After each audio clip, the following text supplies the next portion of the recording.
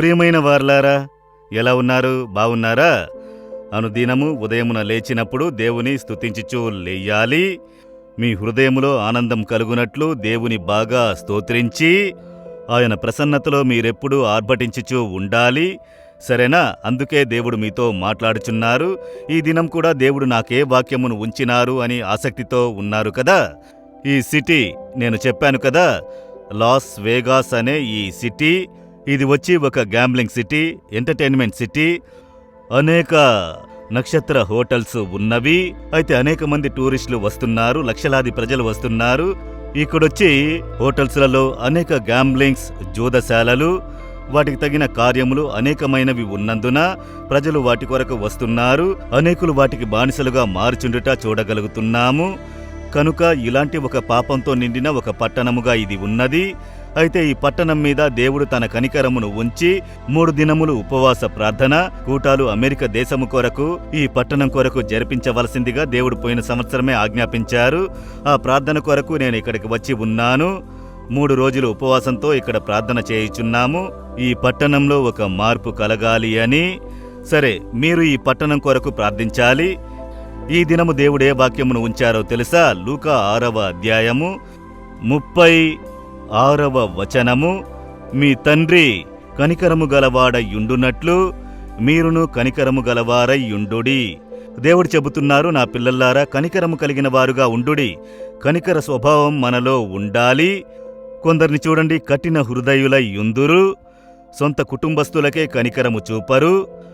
ఇంట్లోనే కఠిన హృదయంతో నడుచుకొనుట, మాట్లాడుట, ఇతరులను అలాగే బానిసలుగా భయముతో ఉంచెదరు. అయితే మనలో కనికర స్వభావం ఉండాలి. అదేవిధంగా బయటకు వెళ్ళినప్పుడు ధర్మం యాచించు వారిని చూస్తాము, కష్టపడు వారిని చూసెదము. వారికి కనికరముతో మనం సహాయము చెయ్యాలి. ఎందుకు దేవుడు కనికరమును ఎదురు చూస్తున్నారు? మీరు కనికర గుణము కలిగిన వారయ్యుంటే ఇతరులకు సహాయము చేయుదురు. యేసుక్రీస్తు చూడండి, కనికర స్వభావం గలవారు. ఆయనేమో భిక్షగాడైన మనుష్యుడు పిలిచినప్పుడు కూడా కనికరముతో వానికి అద్భుత స్వస్థతనిచ్చారు. పాపముతో పట్టుబడిన ఒక స్త్రీని అందరూ నిందించినను ఇతరులు చూచినట్లుగా చూడకుండా దేవుడు కనికరముతో ఆమెకు పాపక్షమాపణనిచ్చి ఒక నూతన జీవితంలోనికి నడిపించెను. ఇదే యేసులో చూశాము. మనం కూడా ఎవర్నీ చులకనగా చూడకుండా వారికి కనికరముతో మనము సహాయము చెయ్యాలి. అదే మన స్వభావమై ఉండాలి. ఎందుకంటే మన తండ్రి యేసుక్రీస్తు ఆయన కనికరము కలిగిన దేవుడు. ఆయన వలె మనం కూడా కనికరము కలిగిన వారిగా ఉండవలసినది అవసరము. కొందరు చెబుతారు, ధర్మం వేయకండి, భిక్షమెత్తి జీవించుచున్నారు, పని చేయొచ్చు కదా అని చెప్పి. మీరు అందరికీ పని ఇవ్వగలరా?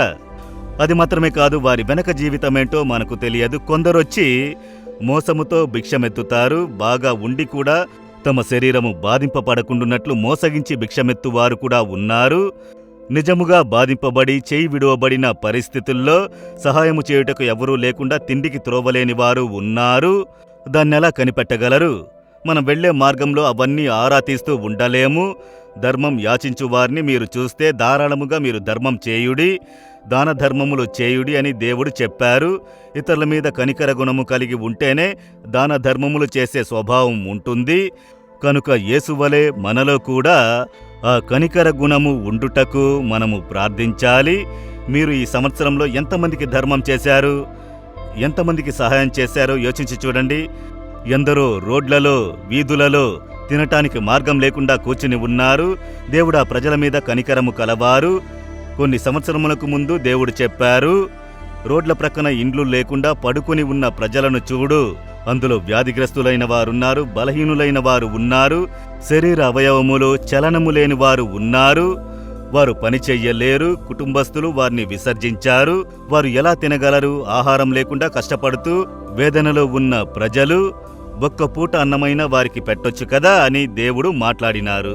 ఆ కనికర గుణమును దేవుడు కలుగజేసినందున ఇప్పుడు మదురై, చెన్నై, తిరుచి లాంటి పట్టణాలలో ప్రతిదినము 15,000 మందికి రాత్రి భోజనం పెట్టుచున్నాము.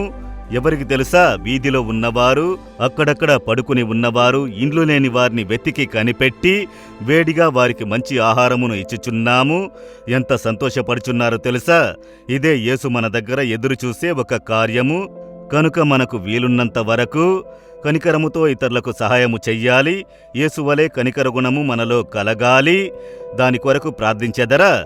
దేవా, మీ వలె ఒక కనికర గుణము నాకు కావాలి. మీరు కనికరముతో దిగి ఇతరులకు సహాయము చేసినట్లు నేను చెయ్యాలి. ఈ దినము నేనెవరికైనా సహాయము చేయుటకు సరైన వ్యక్తిని నాకు చూపించుము. అవసరము ఉన్న ప్రజలకు సహాయము చేసి కనికర గుణమును నేను తెలియజేయుటకు నాకు సహాయం చేయుడి. యేసు నామములో ప్రార్థిస్తున్నాను తండ్రి. Amen, amen. Jesus redeems Telugu YouTube ఛానల్ను సబ్స్క్రైబ్ చేయండి. సబ్స్క్రైబ్ బటన్ను క్లిక్ చేయండి మరియు బెల్ బటన్ను నొక్కండి. ప్రతిరోజు కార్యక్రమ సమాచారం పొందండి.